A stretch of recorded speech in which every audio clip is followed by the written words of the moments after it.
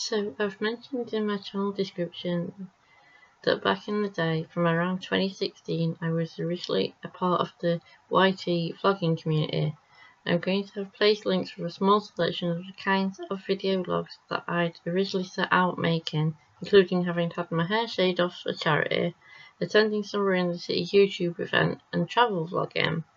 Unfortunately, once social distancing had hit was in full force during the pandemic and lockdown, my vlogging days did largely end up coming to an end insofar as what I could actually do and where I could actually go, as well as all had to stay within the core group of people that we would regularly be associated with, so the main circle of friends I had was mostly 3 individuals.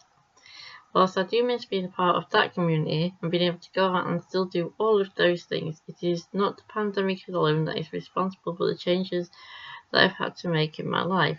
Physical health issues finally caught up with me, and I'm still working through, even now, all the limitations that such an additional thing can cause to my life.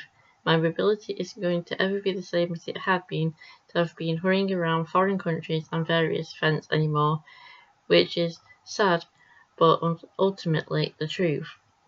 Luckily, I have been able to become part of another community, which is something that I know I've already gone over in several videos. This one is one that I mainly see online through the videos and live streams, as physically attending things actually out in the community is something that I do face other challenges with now, and I cannot get anywhere that is too far away, e.g. more than one bus's journey away from home.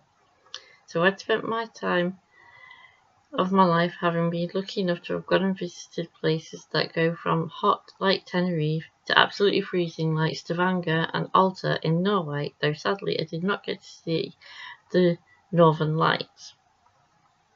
As far as hometown activities or those in this country are concerned, other than London, I've travelled around to Leeds to the steampunk markets, been to Whitby, been on hostel stays. I've actually travelled a lot more beyond just my local area where I've lived, and participated in our own local pride events over the years too. I appreciate that for the foreseeable future all of those things may not be things that I'm going to be able to do again, but I wanted to show that once upon a time I had been a more active participant in many things when I was younger, some of which were thanks to members of my family or friends having introduced me to them.